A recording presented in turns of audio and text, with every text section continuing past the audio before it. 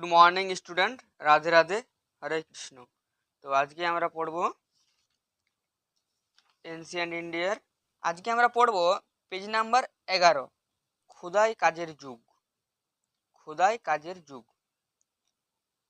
প্রথম পয়েন্ট কি, মসৃণ পাথরের যুগ শেষ হওয়ার পর শুরু হলো ধাতুর যুগ। এই ধাতুর যুগে তামার প্রচলন প্রথম শুরু হয়। সংস্কৃতকে ভিত্তি করে শুরু হলো পাথর ও তামার ব্যবহার। এই পাথর ও তামায় ব্যবহারকে কেন্দ্র করে গড়ে উঠল মসৃণ শিল্পের কাজ। 2 নম্বর পয়েন্ট কি, পাথরের যন্ত্রপাতি ছাড়াও তখন তামা ব্যবহার করে হাত, কুঠার ও অন্যান্য যন্ত্রপাতির আবিষ্কার শুরু হলো। 3 নম্বর পয়েন্ট কি, মসৃণ পাথরের যুগের মানুষেরা বিভিন্ন রকমের বাসনপত্র তৈরি করত এবং এগুলির মধ্যে কালো ও লাল রঙের বাসনপত্র খুব জনপ্রিয় ছিল। এগুলির চাকা ঘুরিয়ে তৈরি করত এবং সেগুলি সাদা রঙের রেখার সাহায্যে অলঙ্কৃত করত। 4 নম্বর পয়েন্ট কি, এরা পোড়া ইটের ব্যবহার জানত না। তারা সাধারণত মাটির দেয়াল, খড়ের ছাউনির ঘরে বাস করত। এটি ছিল গ্রাম্য অর্থনৈতিক পরিবেশ। 5 নম্বর পয়েন্ট কি, তারা স্ত্রী দেবতাদের শ্রদ্ধা করত এবং ষাঁড়ের পূজা করত।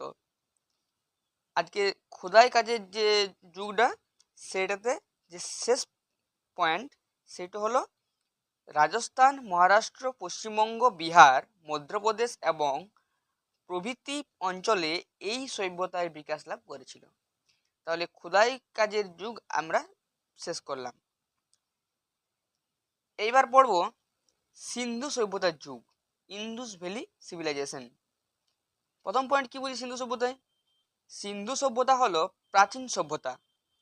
এটি বিস্তার লাভ করেছিল সিন্ধু নদের তীরে, যা বর্তমানে পাকিস্তানের অন্তর্গত এবং উত্তর পশ্চিম ভারতের ঘরঘরা ও হরকা নদীর তীরে অবস্থিত।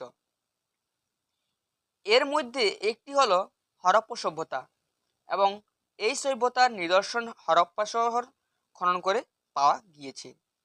2 নম্বর পয়েন্ট, ঘরঘরা ঘরঘরা হরকা নদীর তীরবর্তী সভ্যতাকে সরস্বতী সিন্ধু সভ্যতা বলা হয়।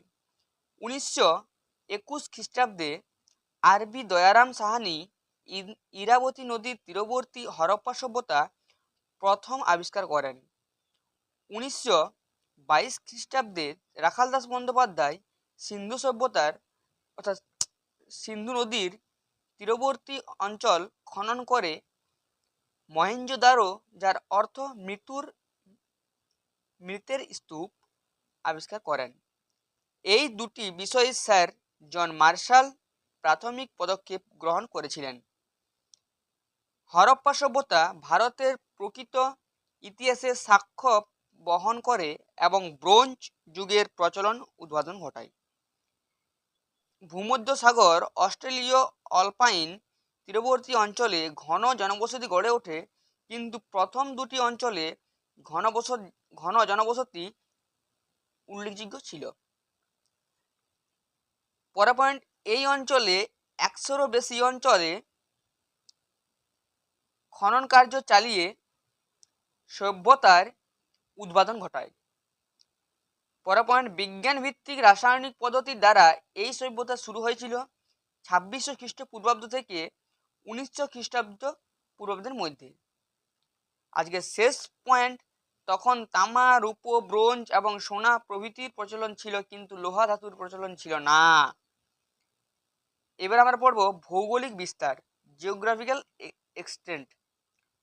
প্রথম পয়েন্ট কি হচ্ছে, পাঞ্জাব, সিন্ধু দেশ, বালুচিস্তান, গুজরাট, রাজস্থান, উত্তরপ্রদেশের পশ্চিমাংশের বেশ কিছু অঞ্চলের অন্তর্গত ছিল।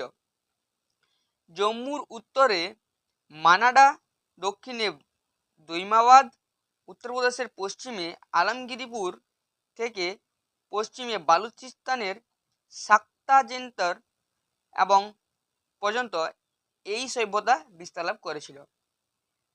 পরের পয়েন্ট, পাকিস্তানের প্রধান অঞ্চলগুলি হলো পশ্চিম পাঞ্জাবের তীরবর্তী নদীর তীরবর্তী হরপ্পা, সিন্ধু নদীর তীরে মহেঞ্জোদারো, সিন্ধু নদীর তীরের চানহু, দারে ইত্যাদি।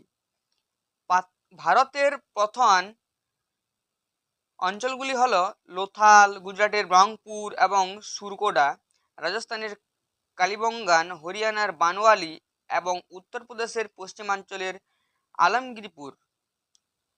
পরের পয়েন্ট, ডক্টর জে.পি. যোশী এবং ডক্টর আর.এস. বিস্তার এর তত্ত্বাবধানে বৃহত্তম এবং সর্বশেষ আবিষ্কৃত অঞ্চলটি হলো গুজরাটের ধুলাভিরা।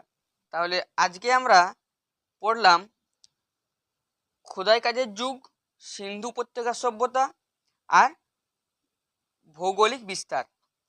এই তিনটি পয়েন্ট। ভিডিওটা কেমন লাগলো কমেন্ট করে জানাও। কোন জায়গাটা তোমরা বুঝতে পারোনি কমেন্টে জানাও। আর ভিডিওটা ভালো লাগলে একটা লাইক করে দাও। চ্যানেল নতুন হয়ে থাকলে চ্যানেল সাবস্ক্রাইব করো এবং পাশে থাকা বেল আইকনটা অন করে দাও, যাতে নতুন নতুন ক্লাস তোমাদের কাছে আগে পৌঁছে যায়। তো ভিডিওটা এই পর্যন্তই, দেখা হচ্ছে নতুন কোনো ভিডিওতে। ততক্ষণ বাই।